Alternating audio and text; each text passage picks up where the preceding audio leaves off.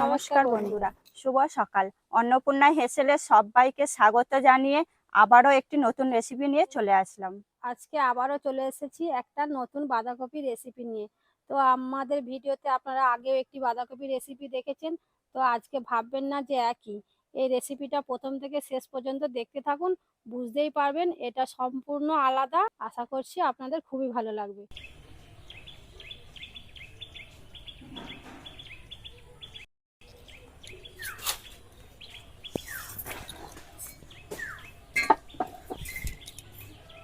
প্রথমে বাঁধাকপিটাকে আমি ছোট ছোট করে কেটে নেব।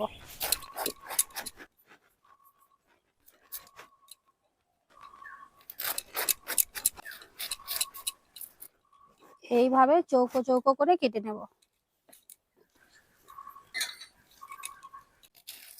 সবগুলিকে একইভাবে এমন চৌকো চৌকো করে কেটে নিতে হবে।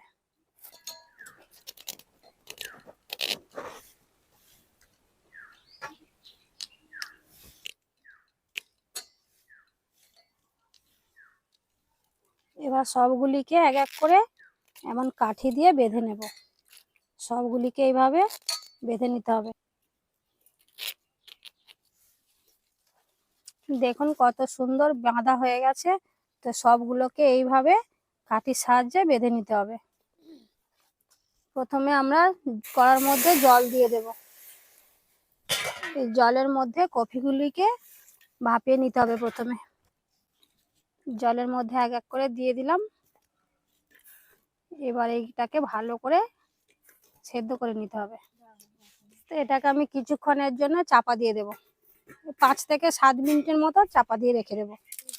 কপিগুলোকে ভেজে নেওয়ার জন্য প্রথমে আমি একটা ব্যাটার তৈরি করে নেব। তার জন্য নেব 5 থেকে 6 চামচ বেসন, হাফ বাটি নেব কর্নফ্লাওয়ার, আর 1 চামচ দেব নুন,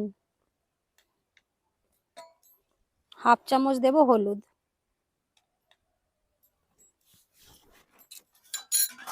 এবার এটাকে জল দিয়ে ভালো করে মিশিয়ে ফেটিয়ে নিতে হবে। অল্প অল্প করে জল দিয়ে ভালো করে ফাটতে হবে। তা আপনারা চাইলে এখানে চামচ দিয়েও ফাটতে পারেন। এবার আমি খুলে দেখছি, সেদ্ধ প্রায় হয়ে গেছে। এবার এটাকে আমি নামিয়ে নেব। একটা ঝুড়ির মধ্যে জলটাকে ঝরিয়ে নিতে হবে। দেখুন কপিগুলো আমার জল ঝরে গেছে। এবার আমি এই কপির মধ্যে থেকে কাঠিগুলিকে টেনে বের করে নেব। তারপরে এটাকে আমি এই যে ব্যাটারটা বানিয়েছিলাম তার মধ্যে ডুবিয়ে নেব। কড়া গরম হয়ে গেছে। এবার আমি কড়ার মধ্যে দিয়ে দিলাম তেল। এখানে একটু আমি বেশি পরিমাণে তেল দিচ্ছি, কারণ ওইগুলোকে সব ছেঁকে ভেজে নিতে হবে। এবার আমি কপিগুলিকে এক এক করে ব্যাটারের মধ্যে ডুবিয়ে যেভাবে আমরা পকোড়া ভাজি সেইভাবে ভেজে নেব। এইভাবে ব্যাটারের মধ্যে ডুবিয়ে ভেজে নিতে হবে। যেভাবে আমরা পকোড়া ভাজি ঠিক সেইভাবে ভেজে নিলেই হবে। এক পিঠ আমাদের লাল হয়ে গেছে। এবার আমি উল্টিয়ে পাল্টিয়ে এইভাবে লাল লাল করে ভেজে নেব। আমাদের লাল লাল করে ভাজা হয়ে গেছে। এবার এগুলিকে আমি তুলে নেব। আমার যে বাকিগুলো আছে সেগুলিকেও একইভাবে ভেজে নেব। দেখুন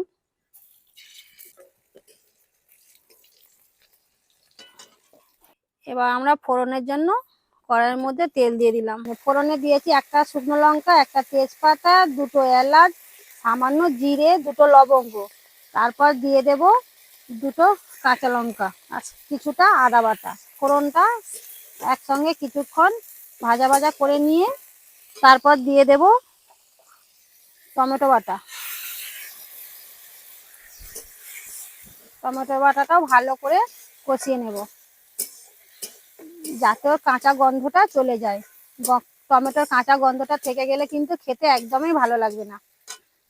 দেখুন বন্ধুরা, পকোড়াগুলো ভাজার পরে এত সুন্দর দেখতে লাগছে যে দেখেই খেতে ইচ্ছে করছে। তো আপনারা যদি এই অবস্থায় গরম ভাত দিয়ে খেতে চান তো খেতে পারেন।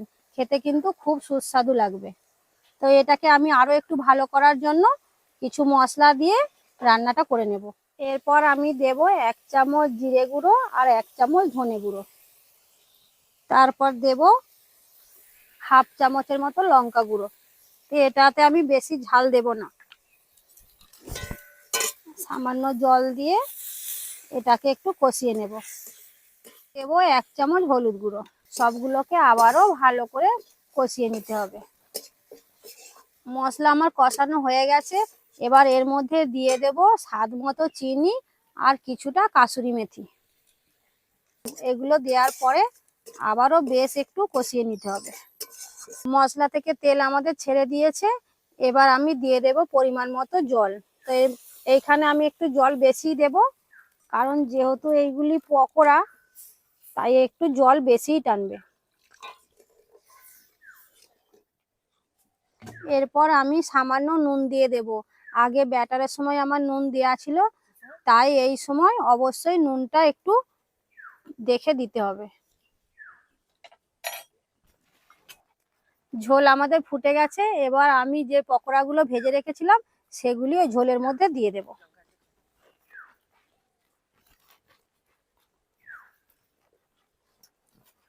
এগুলোকে ভালো করে ঝোলের মধ্যে ডুবিয়ে দিতে হবে। তারপর কিছুক্ষণ ফুটে গেলেই আমাদের রান্নাটা পুরোপুরি হয়ে যাবে। রান্নাটা আমার পুরোপুরি হয়ে গেছে। এবার আমি এটাকে ঢেলে নেব।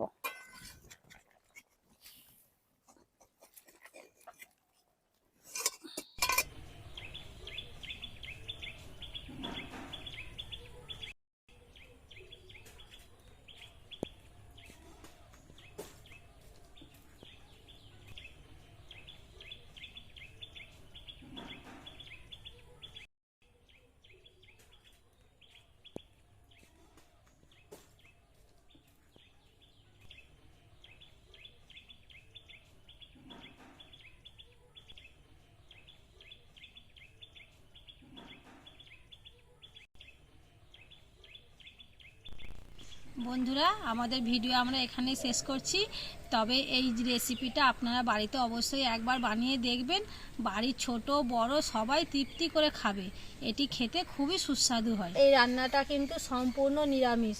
তো এই নিরামিষ রান্নাটা অবশ্যই আপনারা একবার বানিয়ে দেখবেন, খেতে খুবই সুস্বাদু লাগবে। বন্ধুরা, ভিডিওটি যদি ভালো লাগে তাহলে লাইক, কমেন্ট, শেয়ার অবশ্যই করবেন। ইউটিউব থেকে দেখলে সাবস্ক্রাইব করবেন আর ফেসবুক থেকে দেখলে ফলো করবেন।